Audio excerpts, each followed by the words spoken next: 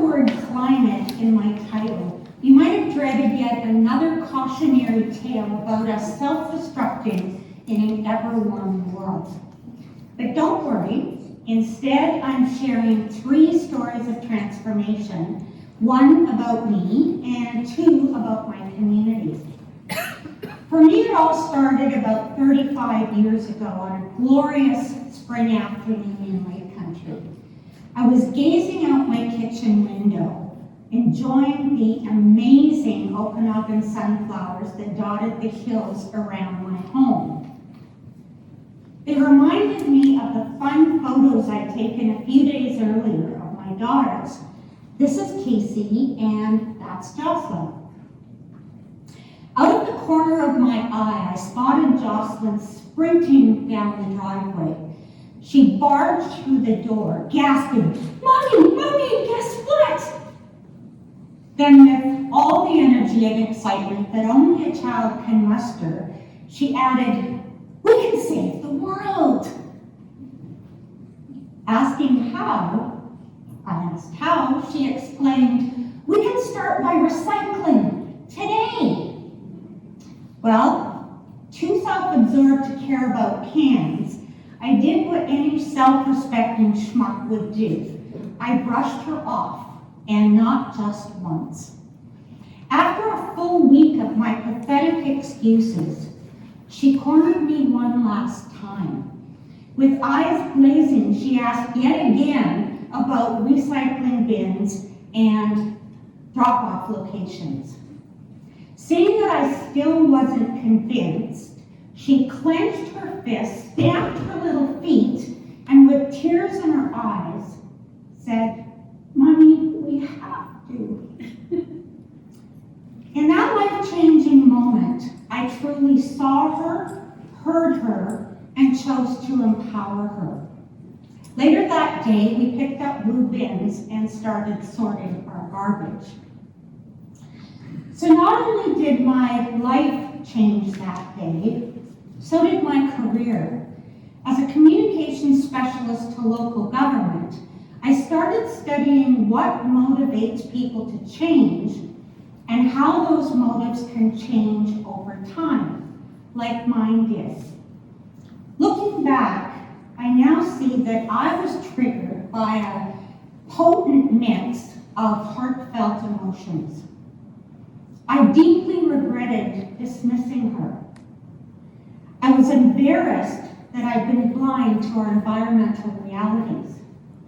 I felt guilty that I'd put my petty needs ahead of her momentous ones. But mostly, I felt love for my daughters, recognizing that it was my job to protect them and their future families and communities. And apparently I'm not alone in that. A recent study of 60,000 people in 23 countries found that across every country, love for the next generation was the dominant reason for action on climate change. Which begs the question, if what motivates climate action is something we can all agree on, protecting who and what we love, then why aren't we all doing it? Well, it's complicated. Partly because each of us is in a different place in our lives. Each of you, your action or inaction, is shaped by your age, your history, where you live, and your socioeconomic circumstance. Then there's your personal values, identities, and passions. And then add to that your priorities, your personality, your religious beliefs, if any, and your political leanings. So, I want you to think about this.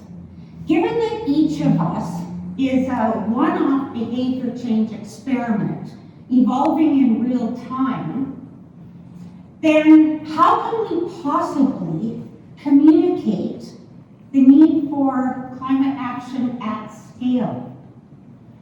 And the answer to that is that for starters, we need to understand that there are 5 types of people in our communities, and that each group has a similar set of barriers to change and motives for either adopting climate action or not. And once we understand this, we can create the specific strategies and messages and incentives needed to meet the wants and needs of each of those groups. So we'll start here on the left-hand side. We have 2.5% of us who are innovators. And these are the people who see threats in real time and they respond quickly.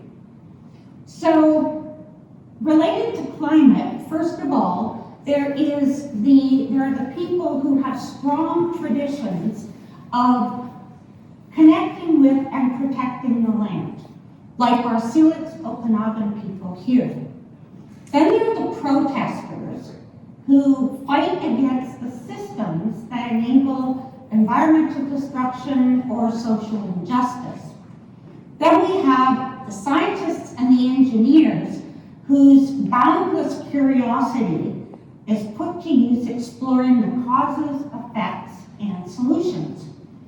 And then we even have the entrepreneurs and the investors who see opportunities for doing things well while doing good things.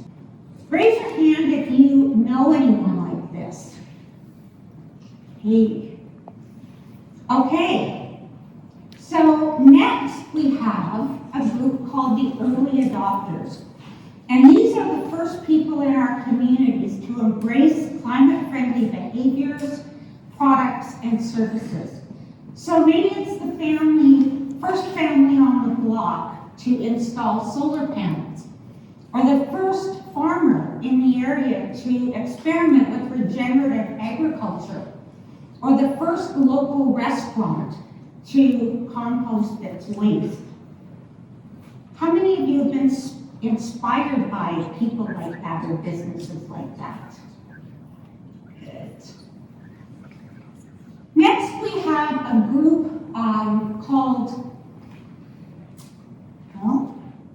next we have the early majority. And these are the 30% of us who buy in when the benefits of climate action are proven and when the solutions are convenient, accessible, and affordable. So these are the people who buy EVs when the charging stations become reliable and readily available. They're the homeowners who install heat pumps when there are generous rebates offered. Or the commuters who cycle to work when there's a network of bike lanes in place.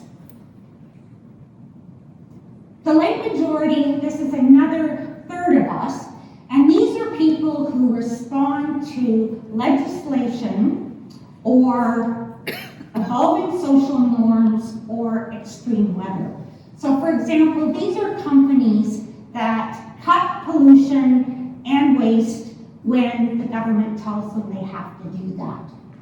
It's the couple who sees on their utility bill that they use 30% more energy than their neighbors. Or the farmer who sadly loses his crop to drought. Then we have the laggards. These are the 16% of us or so who just don't see the need for change for a variety of reasons.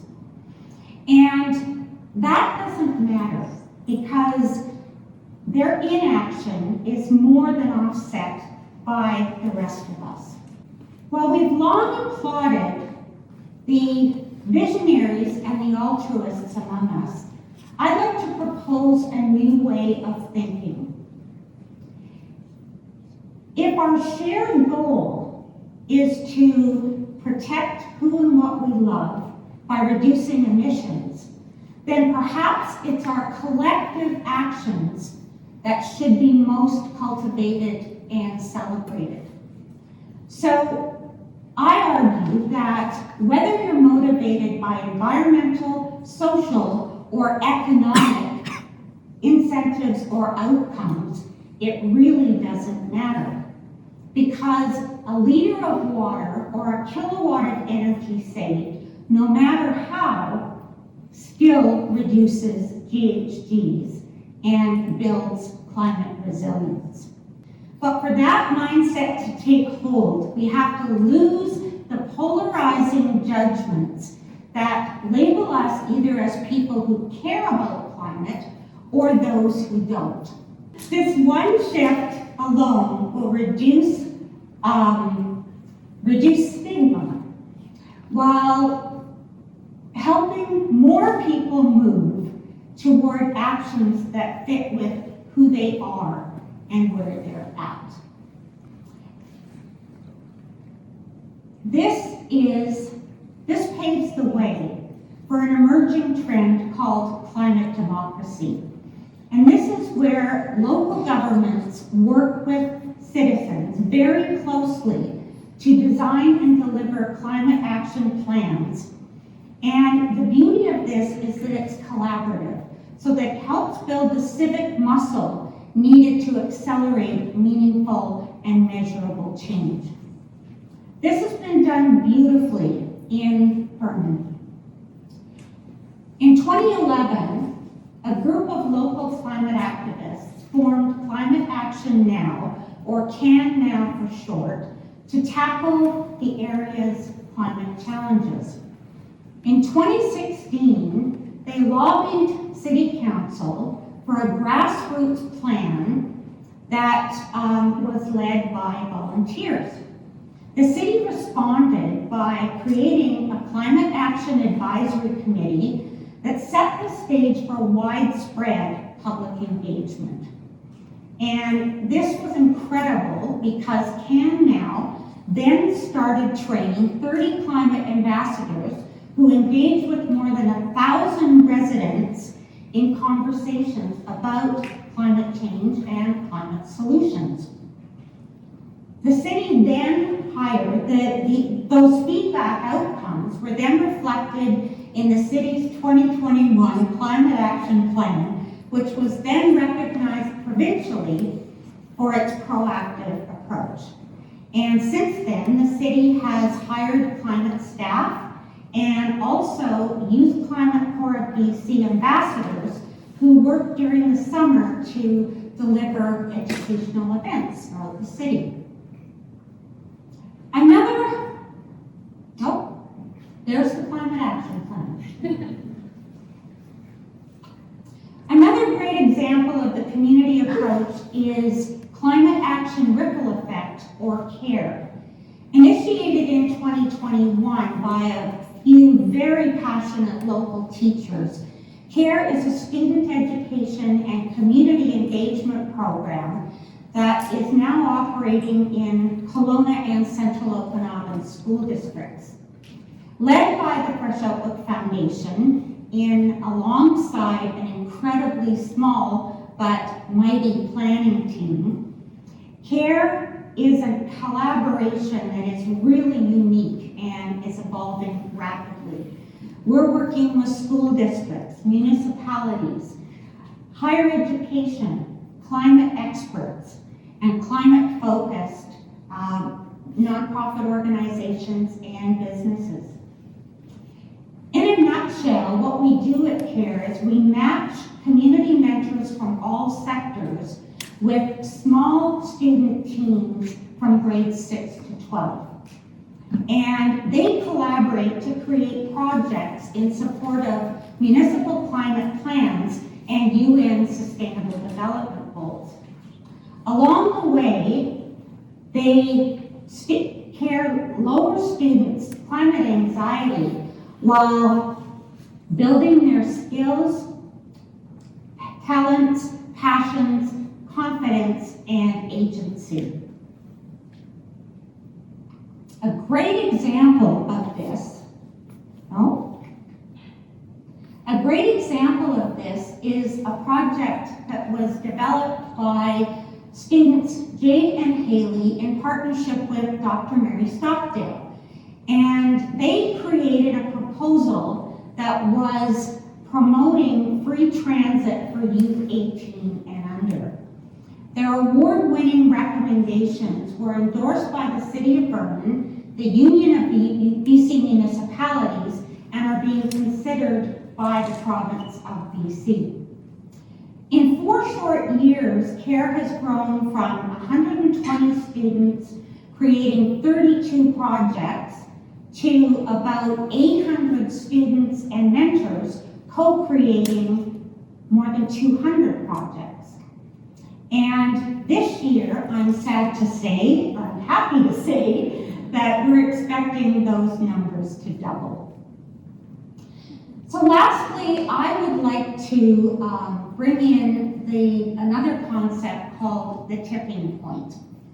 And as defined by Malcolm Gladwell, it's that magic moment when an idea, trend, or social behavior crosses a threshold, tips, and spreads like wildfire. And while that might not be the best metaphor here, you get the point. Okay. Experts have done research to determine that the tipping point hits when about 25% of people in a community adopt and exhibit climate-related values and behaviors. Thank you all for your open-mindedness and capacity for change as this movement grows and endures. So that, my friends, is the power of community action, community climate action in particular. And I'd love for you to give yourselves a hand and then share a handshake or a hug with somebody next to you.